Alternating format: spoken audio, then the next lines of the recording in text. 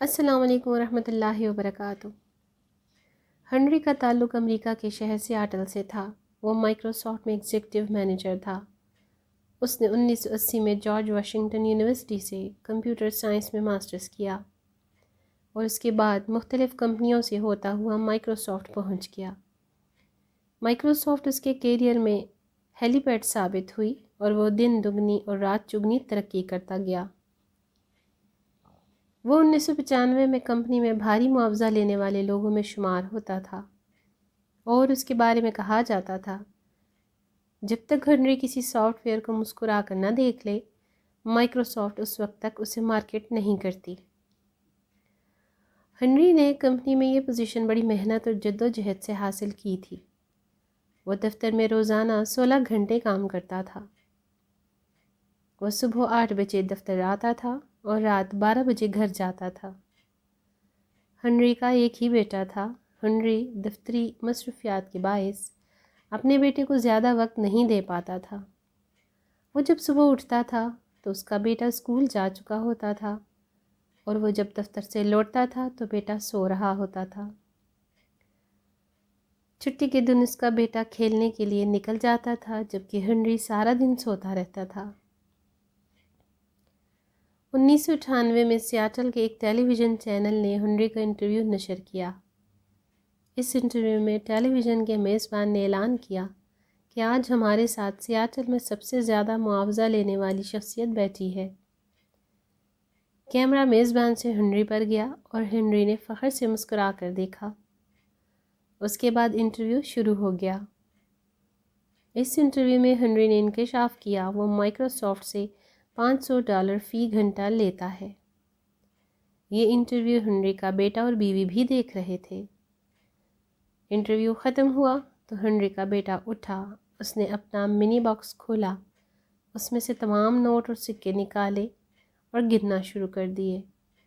یہ کوئی $450 تھے۔ ہنری کے بیٹے نے یہ رقم جیب میں ڈال لی۔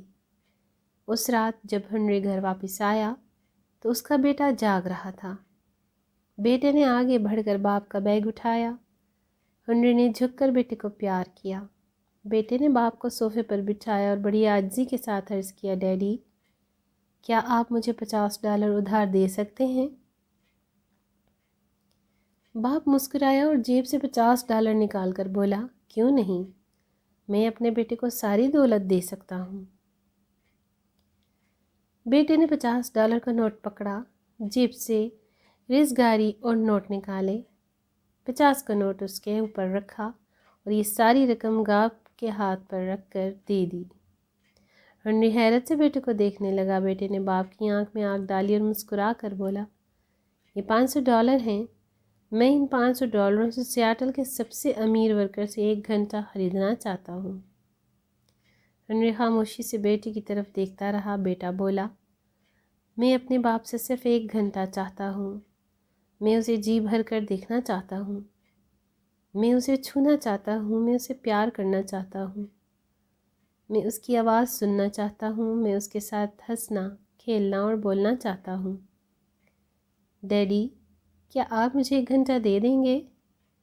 میں آپ کو اس کا پورا معاوضہ دے رہا ہوں۔ ہنری کی آنکھوں میں آنسو آ گئے۔ اس نے اپنے بیٹے کو گلے سے لگایا اور پھوٹ پھوٹ کر رو پڑا۔ ہنری نے 1999 میں فیملی لائف کے نام سے ایک آرٹیکل لکھا۔ مجھے یہ مضمون پڑھنے کا اتفاق ہوا۔ اس مضمون میں اس نے انکشاف کیا کہ دنیا میں سب سے قیمتی چیز خاندان ہوتا ہے۔ دنیا میں سب سے بڑی خوشی اور سب سے بڑا اطمینان ہماری بیوی اور بچے ہوتے ہیں، لیکن بدقسمتی سے ہم لوگ انہیں سب سے کم وقت دیتے ہیں۔ ہنری کا کہنا تھا، دنیا میں سب سے بڑی بے وفا چیز ہماری نوکری، ہمارا پیشہ اور ہمارا کاروبار ہوتا ہے۔ ہم آج بیمار ہو جائیں، آج ہمارا ایکسیڈنٹ ہو جائے تو ہمارا ادارہ شام سے پہلے ہماری کرسی کسی دوسرے کے حوالے کر دے گا۔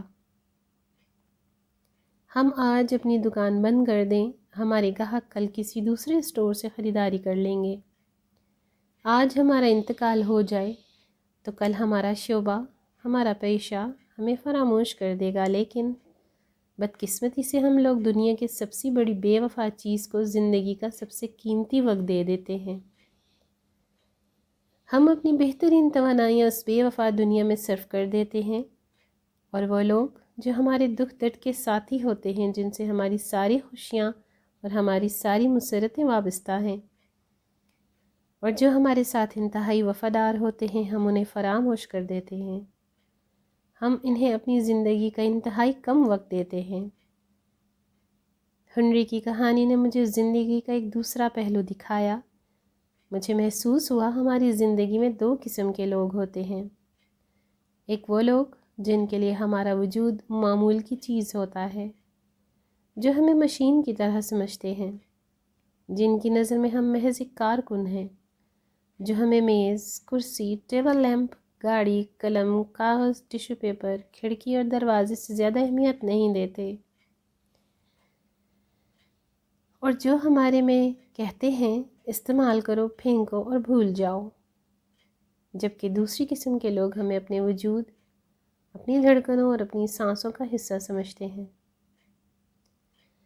وہ ہمارے لیے تکلیف برداشت کرتے ہیں، وہ ہمارے لیے ظلم سہتے ہیں، وہ راتوں کو جاگ کر ہمارا انتظار کرتے ہیں، وہ ہمارے وعدوں کو آسمانی تحریر سمجھتے ہیں، اور جن کی نظر میں ہمارا ایک ایک لفظ مقدس اور پاک ہوتا ہے، اور جو ہمارے اصل ساتھی ہوتے ہیں۔ میں نے سوچا بدقسمتی سے ہم لوگ پہلی قسم کے لوگوں کو اپنی زندگی کا سب سے قیمتی حصہ دے دیتے ہیں۔ ہم لوگ زندگی بھر دوسری قسم کے لوگوں کو فراموش کر کے پہلی قسم کے لوگوں کے پیچھے بھاگتے رہتے ہیں۔ ہم بے وفا لوگوں سے وفاداری نبھاتے رہتے ہیں اور وفاداروں سے بے وفائی کرتے رہتے ہیں۔ میں نے کسی جگہ امریکہ کے ایک ریٹائرڈ سرکاری افسر کے بارے میں ایک واقعہ پڑھا تھا۔ اس افسر کو وائٹ ہاؤس سے فون آیا کہ فلاں دن صدر آپ سے ملنا چاہتے ہیں۔ اس افسر نے فوراً معذرت کر لی۔ فون کرنے والے نے وجہ پوچھی تو اس نے جواب دیا، میں اس دن اپنی پوتی کے ساتھ چڑیا گھر جا رہا ہوں۔ یہ جواب سن کر فون کرنے والے نے ترش لہجے میں کہا، آپ چڑیا گھر کو صدر پر فوقیت دے رہے ہیں؟ ریٹائر افسر نے نرمی سے جواب دیا، نہیں، میں اپنی پوتی کی خوشی کو صدر پر فوقیت دے رہا ہوں۔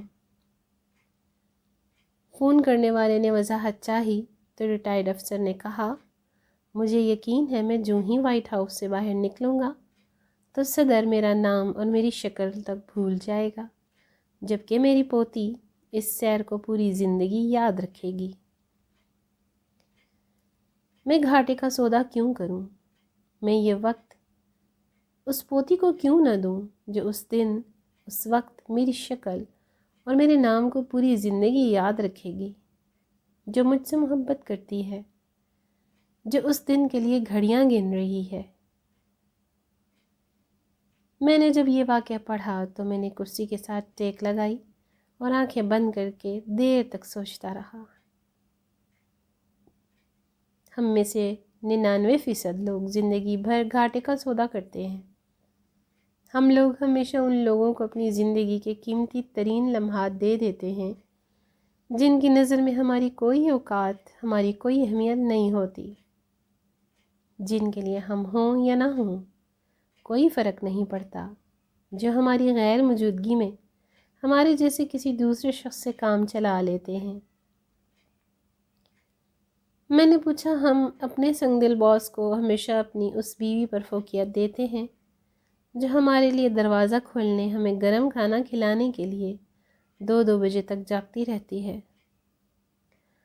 ہم اپنے بے وفا پیشے کو اپنے ان بچوں پر فوقیت دیتے ہیں جو مہینہ مہینہ ہمارے لمس، ہماری شفقت اور ہماری آواز کو ترستے ہیں، جو ہمیں صرف البموں اور تصویروں میں دیکھتے ہیں، جو ہمیں یاد کرتے کرتے بڑے ہو جاتے ہیں اور جو ہمارا انتظار کرتے کرتے جوان ہو جاتے ہیں، لیکن انہیں ہمارا قرب نصیب نہیں ہوتا، ہم انہیں ان کا جائز وقت نہیں دیتے۔ پھر میں اس نتیجے پر پہنچا کہ ہم سب گھاٹے کے سوداگر ہیں۔ شام کی خصوصی پیشکش اور قابل توجہ داستان جو آپ کی زندگیوں میں نمایاں تبدیلی کی حامل ہوگی۔ ویڈیو اچھی لگے تو لائک کیجیے گا، زیادہ اچھی لگے تو شیئر بھی کر لیجیے گا۔ چینل پر نئے ہیں تو چینل کو سبسکرائب کرنا نہ بھولیے گا۔ اگلی ویڈیو تک اللہ حافظ۔